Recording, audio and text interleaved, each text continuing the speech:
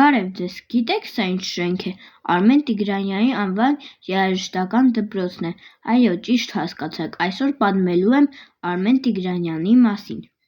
Նրա մասին պարտադիր պետք է իմանան ոչ միայն նրա անվան դպրոցի սաները, երաժշտասերները, այլ նաև բոլորը։ Արմեն Տիգրանյանը կոմպոզիտոր է, հայկական ազգային օպերայի հիմնադիրը։ Նա հեղինակն է Անուշ և Դավիթ բեկ օպերաների։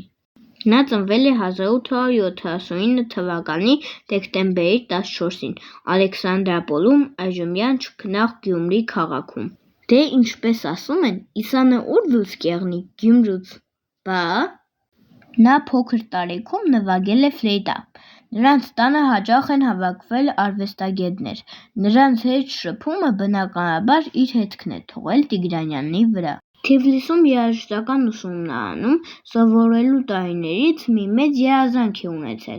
արվեստի քաղաք Գյումրիում ունենալ եվրոպական այդ երաժշտական ժանրից, որ կոչվում է օպերա։ Տիգրանյանն գրել է մի շարք երգեր, կանտատներ, խմբերգային երգեր, դաշնամուրային պիեսներ։ Արմեն Տիգրանյանի անունով կան փողոցներ և երաժշտական դպրոցներ Երևանում և Գյումրիում։ Նրա տուն-թանգարանը գտնվում է Գյումրիում, Երևանի Օղակաձև այգում գտնվում է նրա հուշարձանը։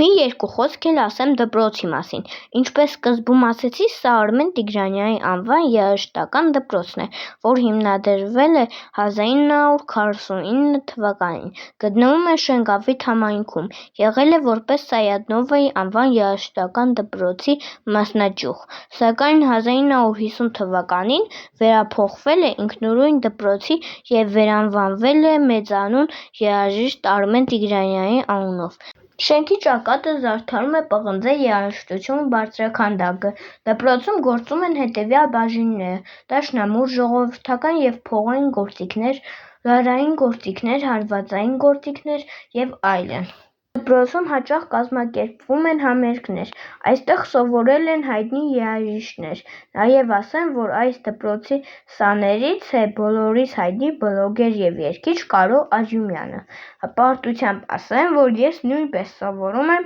այս դպրոցում։ Կարծում եմ հետաքրքիր էր իմանալ մեծ երաժշտի առաջին ազգային օպերայի հիմնադրի Արմեն Տիգրանյանի մասին։ Դուք չմոռանաք լայք դնել և բաժանորդագրվել իմ ալիքին, որ նոր բաներ իմանաք բոլոր ժամանակների մեծանուն հայերի մասին։